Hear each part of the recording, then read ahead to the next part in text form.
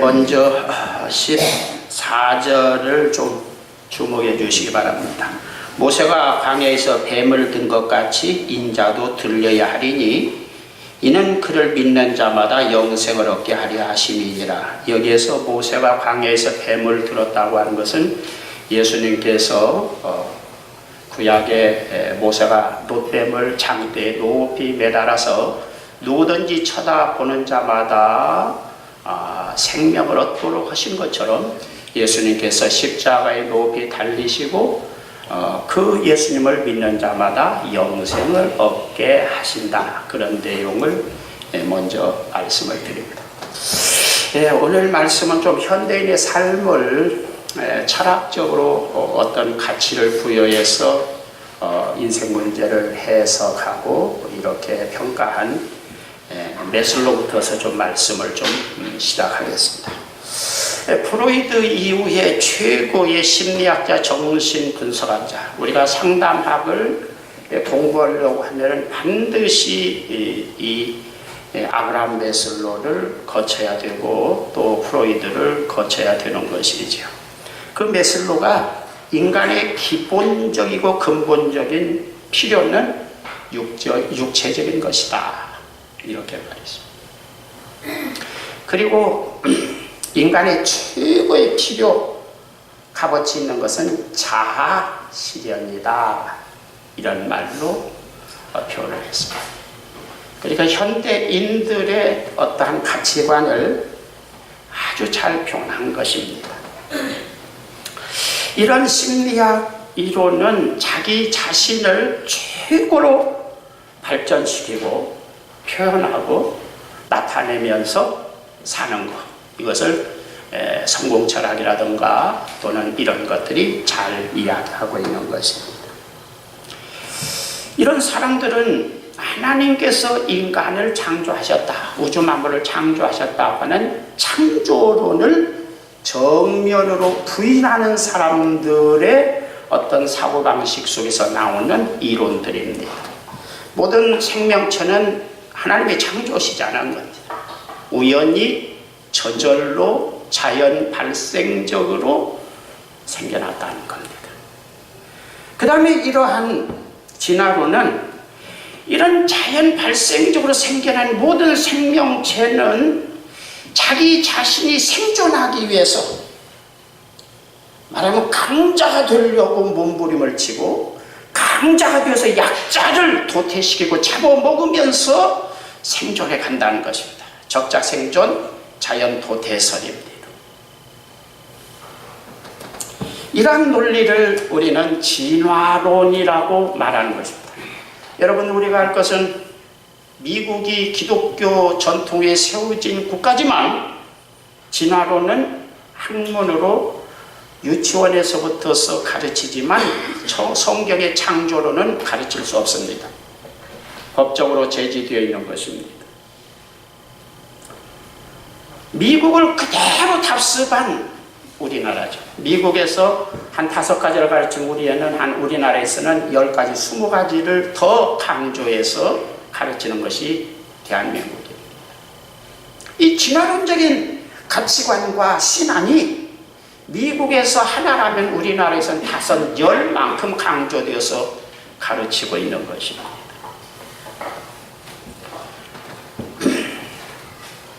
제가 1994년도에 여기 이사 와서 첫 번째 낸 책이 칼럼집 차라리 하나님을 아저씨라 부르시오, 이런 책을 냈습니다. 여러분 기억나실 겁니다. 그랬더니 많은 목사님들이 아니 이런 목사가 뭐는 하나님을 아저씨라고 부르라고 하다니 말도 안 되지. 그렇습니다. 구원받지 못한 하나님의 생명을 갖지 않은 사람은 교회 와서 아버지 부르지만 너는 내 새끼 아니야. 내 생명이 네 속에 있으므로 너는 내 새끼지. 내 생명도 없는 놈이 차라리 하나님을 나를 아저씨라고 불러라. 여러분들이 좀 거부감을 느낄는지 모르지만 원래 복음 전도자는 변증론적인 설교를 하는 것이죠. 이건 아니야. 뭔가 복음에 뭔가 끌적지근한 것은 한 발로 목을 지그시 누르면서 이게 복음이야 라고 하는 복음 제시를 하는 것이 복음 설교자들의 정통적인 방법입니다. 이것은 바울 사도도 그렇고 누구든지 다 그렇습니다. 변증론적인, 마치 법정에서 변호사가 법 이론을 따져서 이건 죄고 이건 죄가 아니다고 말하는 것처럼 설교를 하는 것. 너 자신을 성공시켜라. 메슬로가 말해요. 무신론자이면서 진화론 신봉자인 아브라함 메슬로가 주장하는 자아실현이 인생의 최고의 목표이고 행복이다라고 말한 어떤 그런 논리에 기초를 두고 있는 것입니다. 사람 뼈가 사람 몸에 보여요, 안 보여요? 뼈다귀가 사람을 지탱하고 있는 거 뼈죠. 허리뼈 척추가 좀 부실하면 일어나지도 못하죠. 화장실도 못 갑니다. 이 뼈 위에다가 옷을 멋있는 옷을 입혔습니다. 뼈는 핵심적인 근본적인 주제의 어떤 본질이라고 말한다면 이 옷은 비본질에 속한 것. 나인 것 같지만 여러분은 내 옷을 나를 보고 내 뼈를 보지 못할지라도 내 옷을 보지만 이 옷은 나 자신이 아닙니다. 언제든지 편에 따라서 입을 수도 있고 벗을 수도 있습니다. 비본질적인 것. 기독교 신앙에 있어서 가장 근본적인 핵심은 뭡니까? 여러분 뭐라고 생각합니까? 여러분 육적인 자아를 성공시키고 이 따위에서 행복하고 대단한 사람이 되는 것, 이것이 기독교의 본질이라고 생각합니까? 성경 어디든 신약 성경은 그런 이야기 없어요. 단 한 구절도 없습니다. 그런 어떤 설교자, 그 당시에 예수님의 바울 시대의 초대 이 사도 시대에 그런 설교를 하는 사람들이 더러 많이 있었기 때문에 바울 사도는 자꾸 그런 설교의 목을 짓누르면서 이건 복음이 아니다, 이게 복음이다라고 강조하고 있는 겁니다. 릿제는 할아버지도 목사이고 그 아버지도 목사이고 그 자신도 목사입니다. 태어나자 말자 목사의 할아버지 무릎에서 할아버지 그 어떤 그 신앙을 유전받고 성경을 배우고 아버지가 또 목사이니까 성장해 가면서 아버지의 신앙이나 성경 지식을 그대로 받고 인류 신학대학을 졸업하고, 그런데 그가 주장한 강조점이 뭔지 압니까? 하나님은 죽었다라고 하는 사신신학을 강조한 겁니다. 그리고 현대 신학에 있어서, 현대 철학에 있어서, 현대인의 정신에 있어서 가장 진화론과 상벽을 이루는 쌍둥이 어떤 철학이라고 말하는 초인의 철학을 강조한 겁니다. 초인의 철학이 뭔지 압니까? 요즘 성공 철학과 같은 겁니다. 히틀러가 유대인을 600만 명 정도 학살했다. 니체의 초인의 철학의 영향을 받은 겁니다. 유대인은 인간 쓰레기 같고 있어서는 안 될 사람. 말하지만 인류 역사에서 사회적으로 뭔가 이익을 주는 유익한 사람만 생존해야지. 이런 사람이 강자가 되고 사회를 주도해 가야지. 별로 장애자들이나 다른 사람이 신세해지면서 사는 이런 사람들은 살아서 안 된다. 인간 쓰레기 같다. 이건 사회 세상을 굉장히 부담스럽게 만드는 겁니다. 이건 없어져야 되고 도태돼야 된다는 겁니다. 이게 히틀러의 밑바닥에 흐르는 사고방식입니다. 그는 대단히 신앙이 좋은 사람처럼 성경을 줄줄 외웠다고 하는 것으로 유명합니다. 그렇게 성경을 막 어려서는 목사가 되려고 사람만 모이면 높은 데 가서 막 설교 목사의 설교를 흉내내고 그런 것으로 히틀러가 유명한 사람이죠.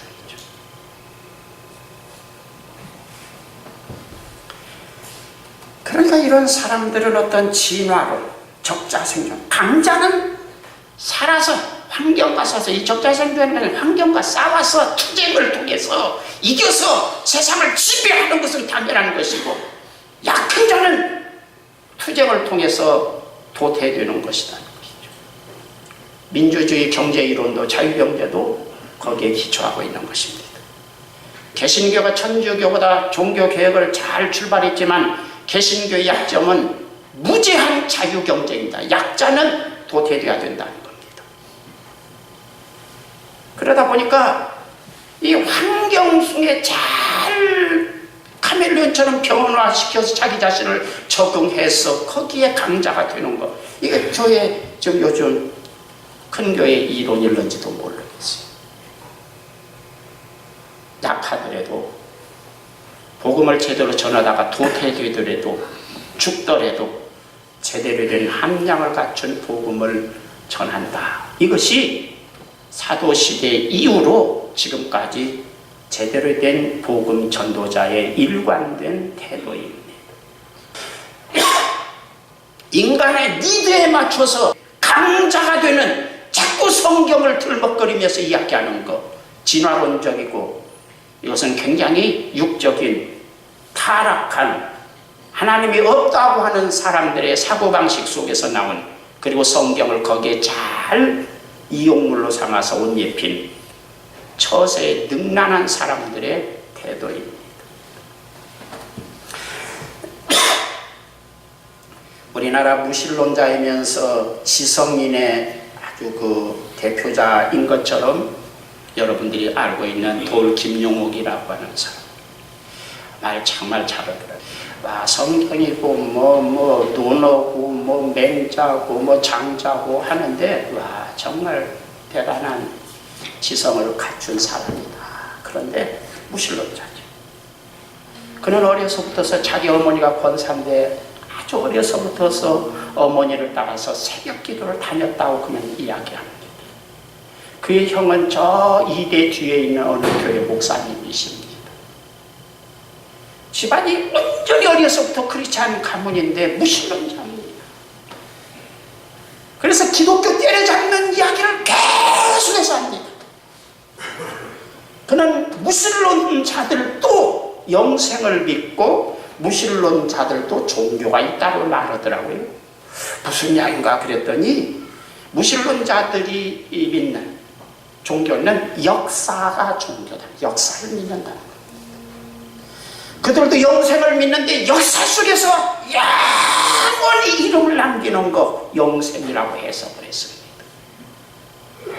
그러니까 정몽주는 충신으로서 영원히 이름 남기고 있는 것이죠.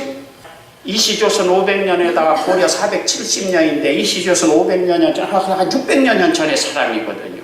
그런데 아직도 여러분 마음속에 기억 속에 죽지 않고 살아서 있는 건 충신의 대명사로 영생을 얻고 있어요.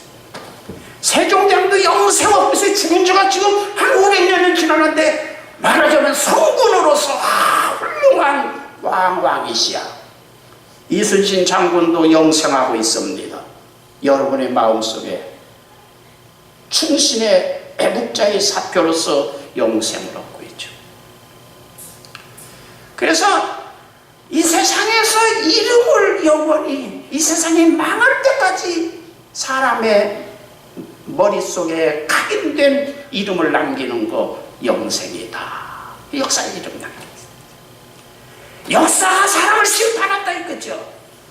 우리가 일제시대 때 이완용 그들 지난 지 오랜 시간이 지났는데 사람은 다 잃어버렸는데 이완용을 들먹거리면서 매국노다 친일파다 그래가지고 사람도 아니다 그래가지고 막 그냥 그 무덤도 다 막 파헤쳐버리고 어떤 사람은 막 그 무덤에다 똥물을 갖다가 막 끼얹고 막 이런 일이 생겨난 걸 보니까 역사가 인간을 심판한다. 역사가 종교다. 우리는 역사 종교를 믿는다. 무신론은 그렇게 말합니다. 김용옥도 그렇고 지성인들 상당수의 지성인들은 역사를 믿고 역사 속에 영생한다. 여러분 이 땅에서 아주 성공하고 출세하고 이름 남기려고 하는 것하고 무신론자들이 역사 속에서 영원히 이름을 남기려고 한다고 하는 것하고 되게 통하는 것 같지 않습니까? 교회에서 계속해서 성경을 들먹거리지만 성공하고 긍정적인 사고방식, 성공 철학 이런 것은 사실은 진화론적이고 무신론적이고 강자의 철학, 교회가 죽든 말든 신자가 지옥 가든 말든 어쨌든 내가 성공하고 대단한 사람이 큰 교회가 돼야 된다고 하는 어떤 성공 철학, 어떤 약육강식, 적자생존, 진화론적인 사고방식, 틀의 철학적인 가치관 속에 지금 성경을 옷 입혀서 이야기하는 거 아닌가, 그런 생각을 여러분 안 하지 않습니까? 성경은 그런 이야기를 한 바가 없어요. 오늘 예수님은 야, 육은 육이고 영은 영이야. 네가 세상에서 아무리 성공하고 대단하게 그건 육이야, 육. 하늘나라하고 상관없어. 영생하고 상관없어. 그런 말씀을 예수님께서 아예 공생의 첫 번째 복음 제시에서 초장부터서 그냥 싹둑싹을 잘라내버리는 것입니다.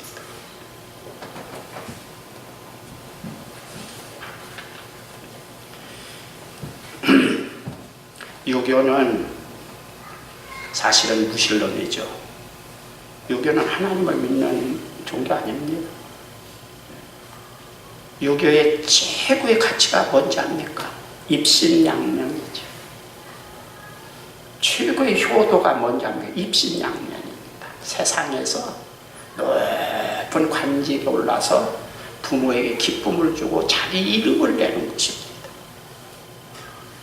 이게 동양 철학을 대표하는 유교의 가치관입니다. 대단히 무신론적인, 꼭 기독교가 딱 그걸 카피에다가 이 옷만 기독교라고 하는 옷을 입히는 거예요. 옷만 벗으면 그 속에는 무신론적이고 진화론적이고 이런 것들이 그 밑바닥에 흐르고 있는 것입니다.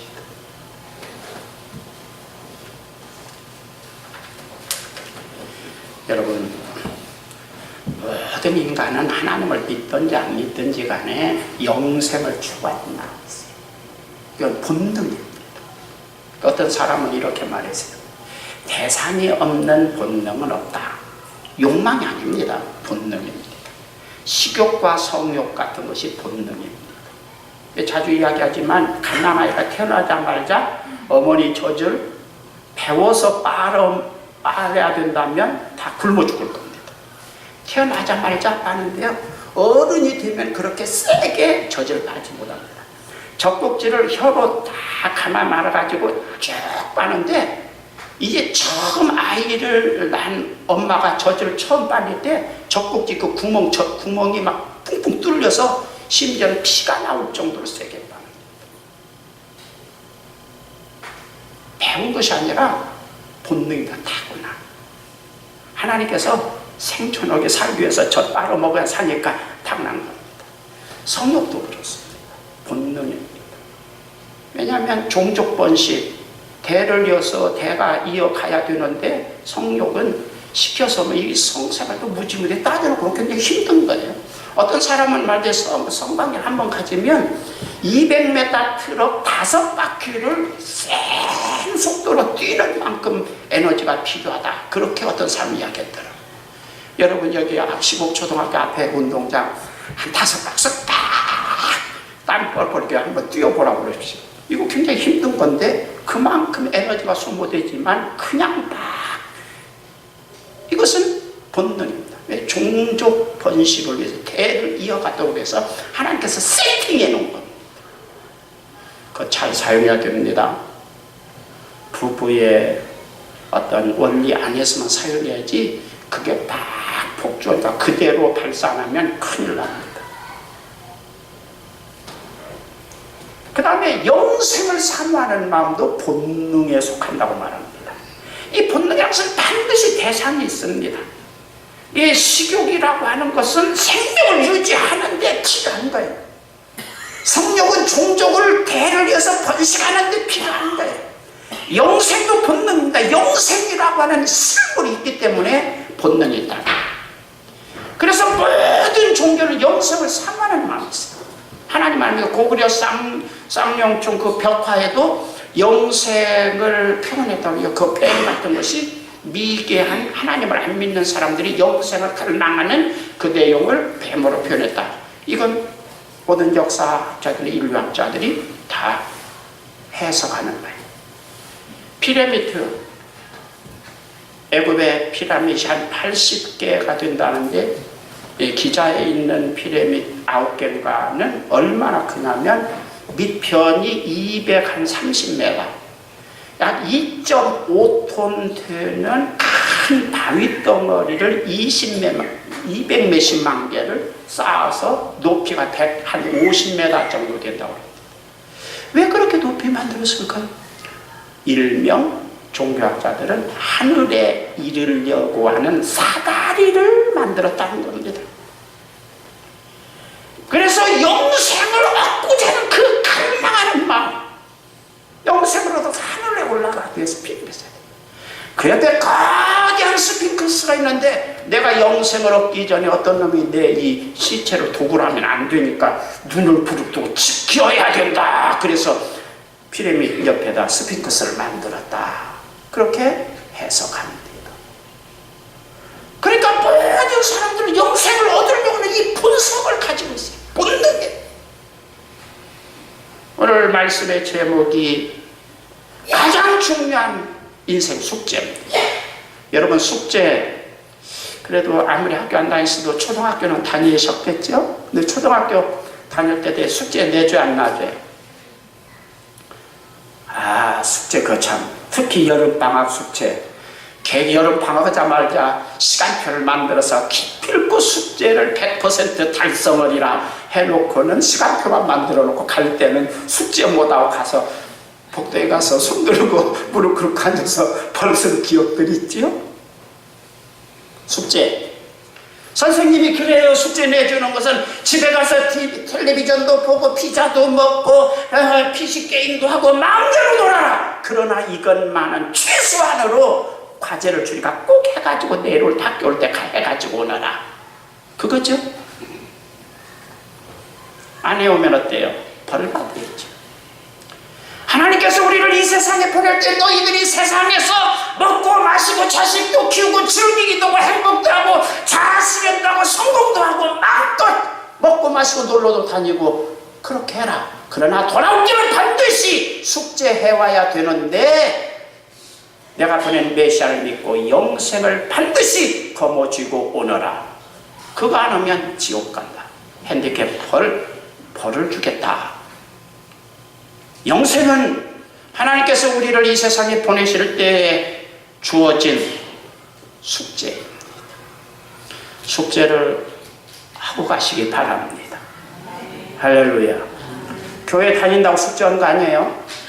복 받았다고 숙제한 거 아닙니다. 성공했다고 숙제한 거 아닙니다.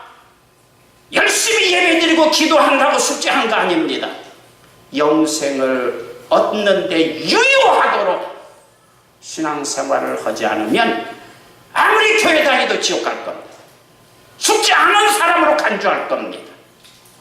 그 숙제를 좀 꼭 하고 가기를 바랍니다. 예수님을 믿는 것은 하나님께서 주신 인간 최고의 숙제를 하는 행위입니다. 우리는 목사는 그래야 할 수 있으면 사람들이 예배 시간에 많이 와서 맨하고 막 그냥 아름다운 성가대 막 어쩌고저쩌고 그거 보기 좋지요. 그건 사람의 기준에 맞춘 거예요.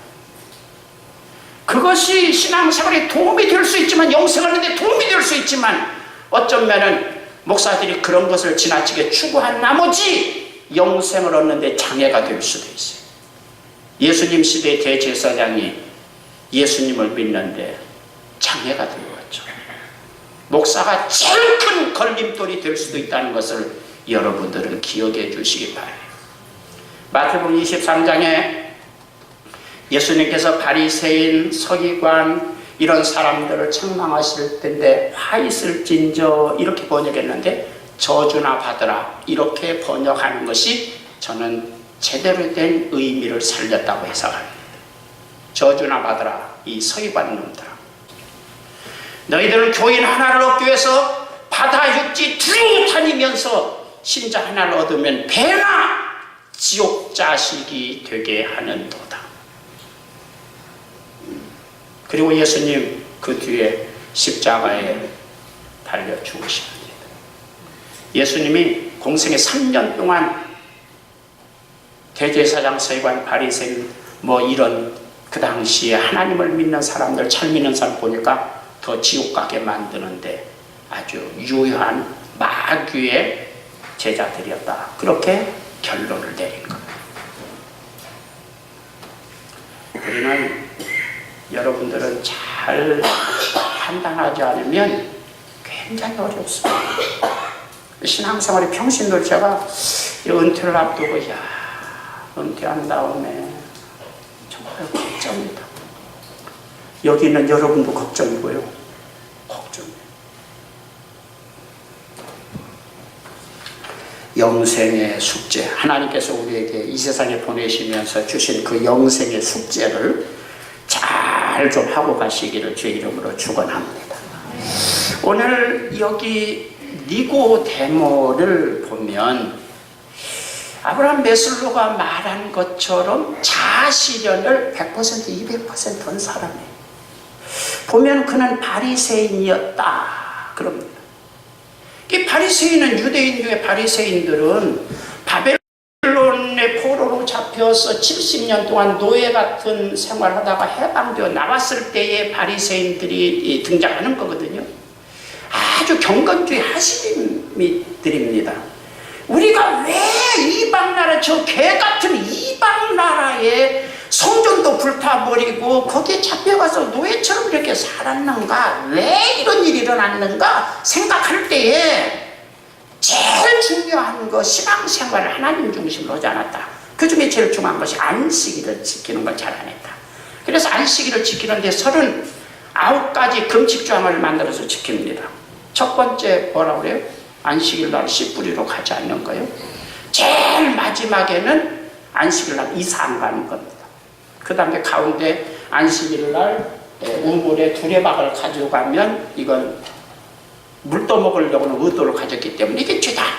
안식일 날 바늘하고 씨를 같이 가지고 다니면 이건 죄다. 바늘 무슨 일이 있으면 안식일이라도 옷이 터지면 그냥 터진 대로 그냥 두지 않고 그걸 꼬매려고 이러려고 하는 의도를 가지고 있기 때문이다.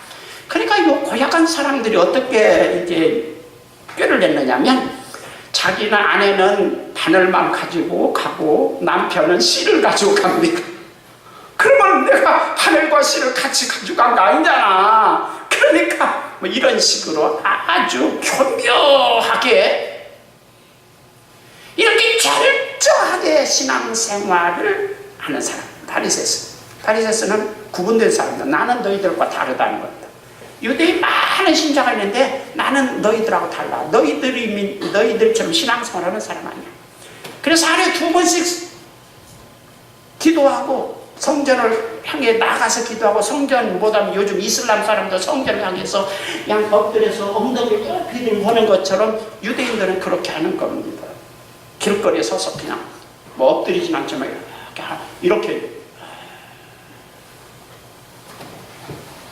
일주일에 2번씩 금식하고 이렇게 신앙생활을 잘 쪄야하는 사람. 그런데요, 예수님은 이 저주나 받을 놈들아 이렇게 지금 말씀하는 겁니다. 우리가 신앙생활 할 때 겉으로 기도 많이 하고 예배 드리고 하는 거 중요하지만 영생을 얻는데 유효한 신앙을 갖지 않으면 다 장난질하고 있는 것.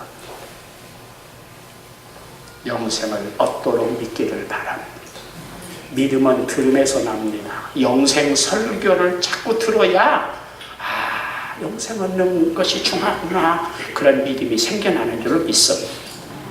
자꾸 미용책 보면 자꾸 예뻐지려고 그냥 관심이 눈 안 지나서나 누나 어떻게 하면 아름다워질까, 어떻게 하면 얼굴이 고와질까, 맨 그런 생각만 하죠.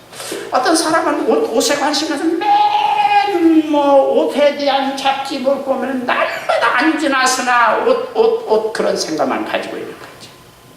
교회도 여러분들이 축복받는 설교 계속 성공 그런 교회 다니면 계속해서 머릿속에 어떻게 하면 성공하고 어떻게 하면 행복하고 어떻게 하면 다른 사람하고 투쟁해서 내가 다른 사람도 잘 먹고 잘 사나 그런 생각만 가지고 있어요. 그게 아주 축복이라고 하는 기독교 단어를 사용했어요. 신약성경에는 그런 말 없어요. 오히려 부자가 되려고 하는 자는 하늘나라 가는 것, 약대가 바늘기로 들어가는 것보다 더 어렵다. 불가능하다.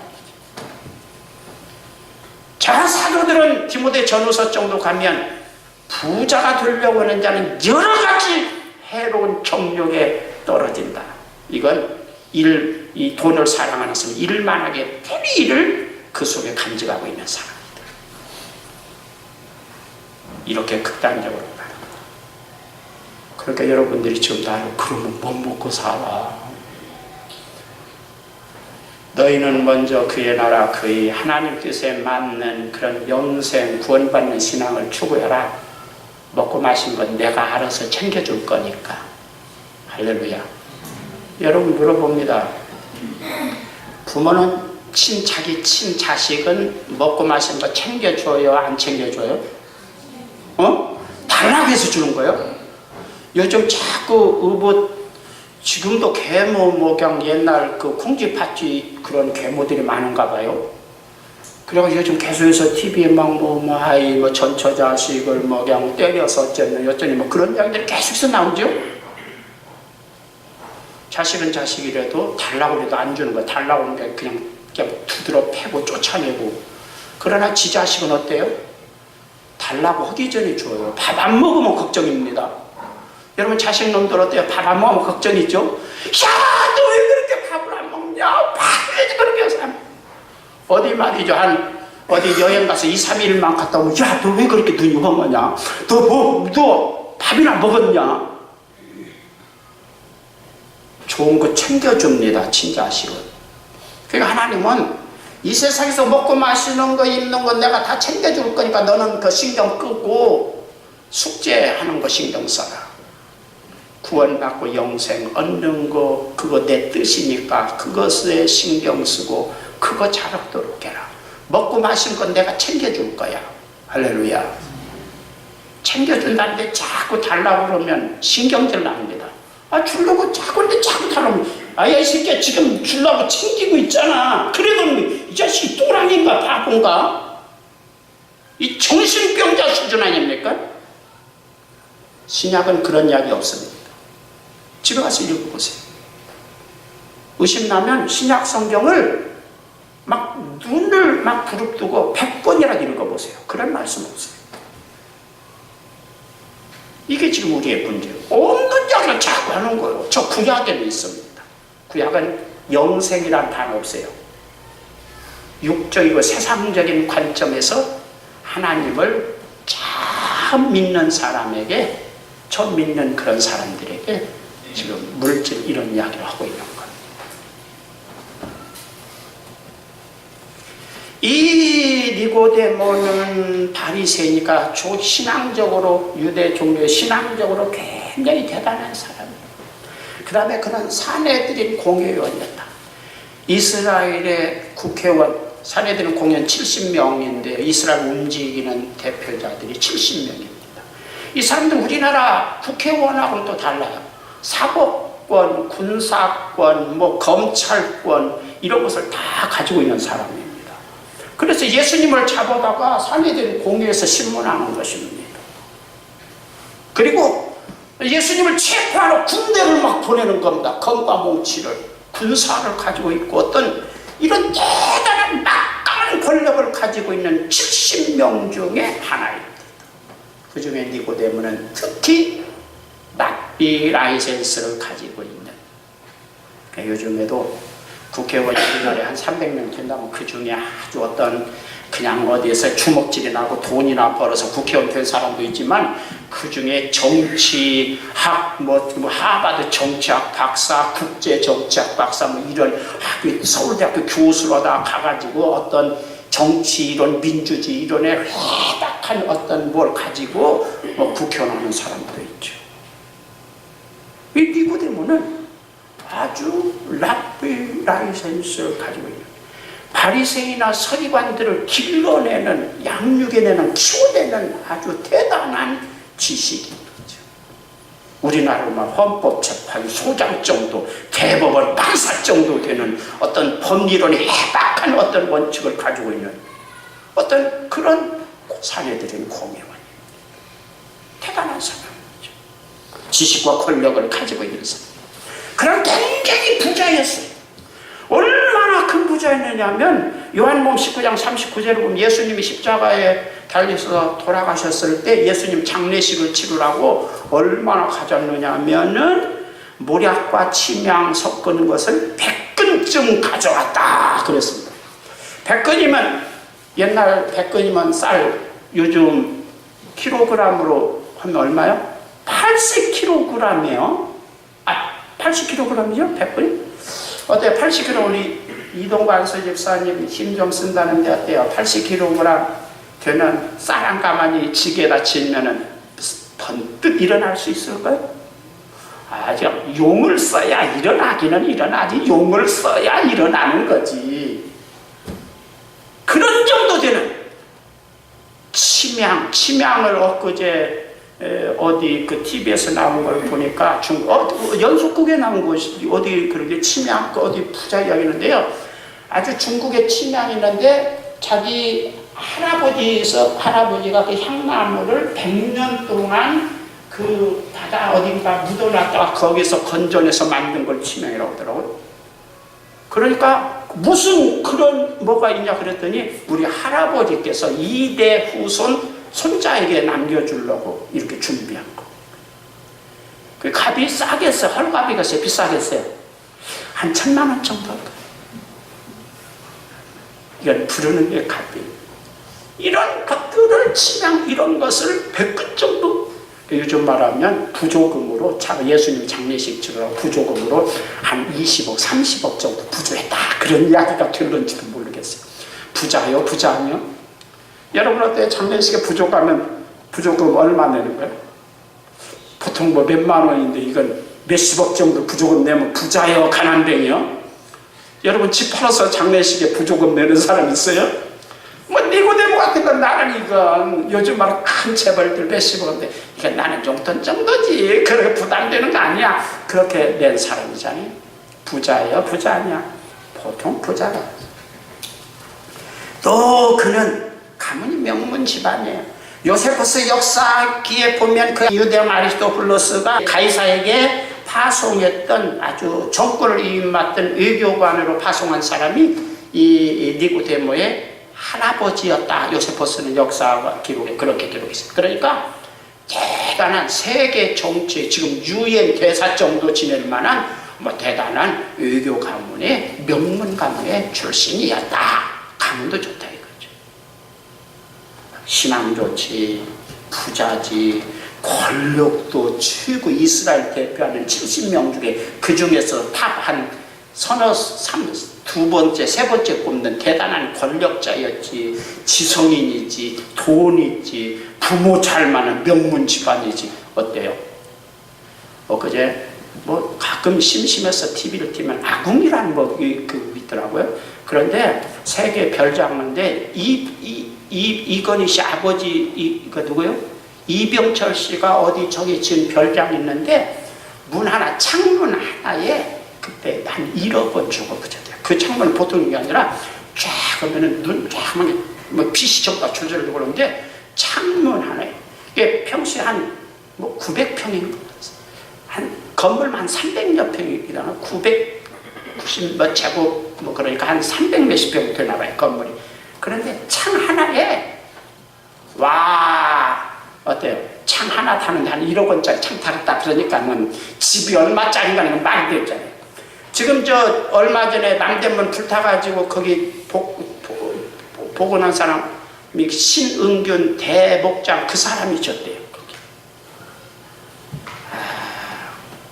타고난 부모로부터 물려받은 부자지.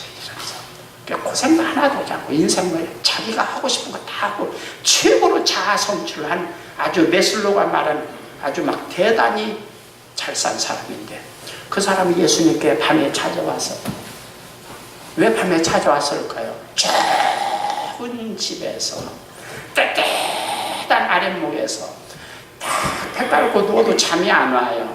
왜? 숙제를 못했거든.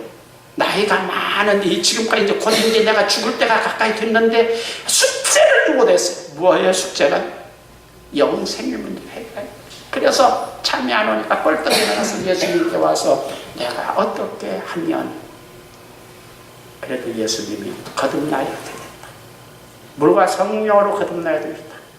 육으로 난 것은 영생하고 상관없어. 네가 부자이고 성공하고 대단한 지식인이고 뭐 권력을 가지고 있어도 네가 대단히 하나님을 잘 믿는 성경에 능통한 성경 박사 랍비라고 할지라도 여러분 이 니고데모는 성경학자입니다.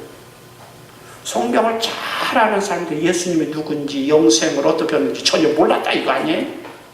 교회 잘 다니는데 성경에 능통한데 구원과 영생하고는 상관없이 성경을 능통한 사람 돌 김용옥 같은 사람 요즘 성공처럼 계속해서 복 받고 어쩌고 그런 설교하시는 분들이 어쩌면 거기에 해당하는지도 모르죠. 예수님은 딱 오자마자 니고데모가 랍비요 그러니까 야 랍비는 네가 랍비잖아. 내가 랍비인가? 랍비가 랍비라고 부르니까 나는 선생님 중에 선생님이 아니에요 예수님이. 그런데 예수님은 기뻐하셨을까 기뻐 안 하셨을까? 안 기뻐하셨어요. 이스타 니고데모 나는 네가 선생이라고 불러도 하나도 기쁘지 않아. 구원과 영생을 너에게 주는 메시아로 호칭되는 것을 나는 기뻐하지 선생님 그렇게 부르는 건 나는 하나도 기뻐하지.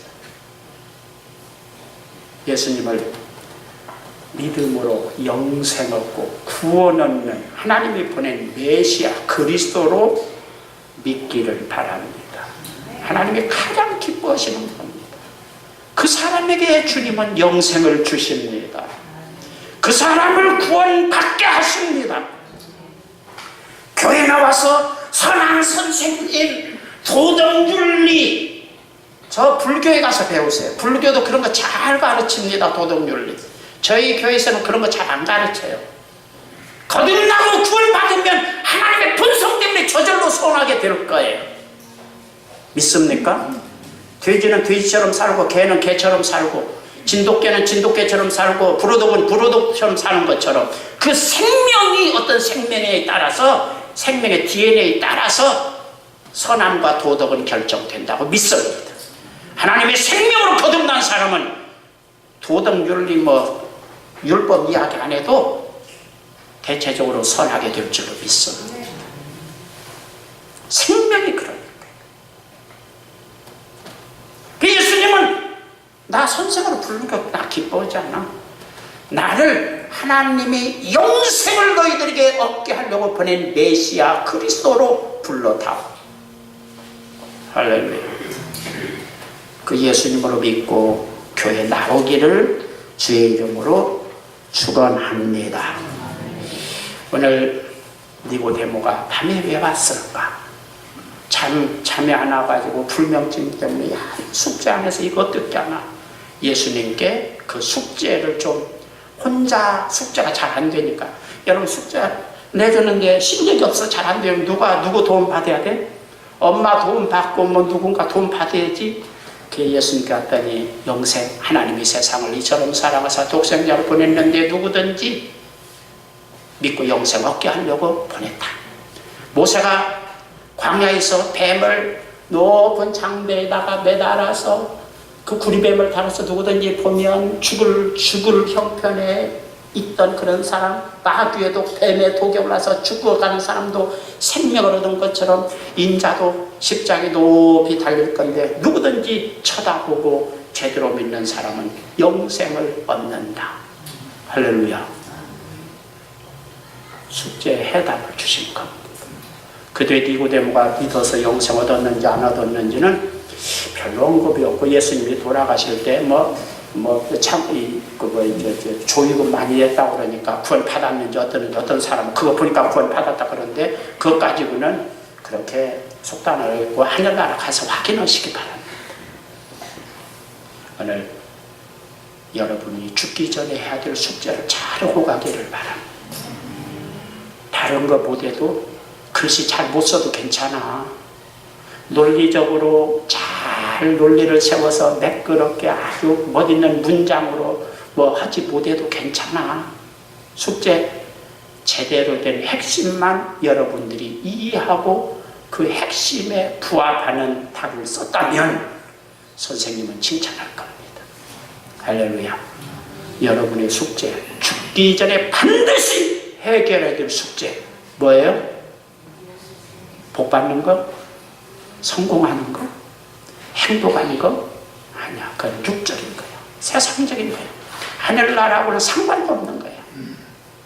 영생의 문제를 꼭 획득하고 가기를 주의 이름으로 축원합니다. 주의 은혜와 사랑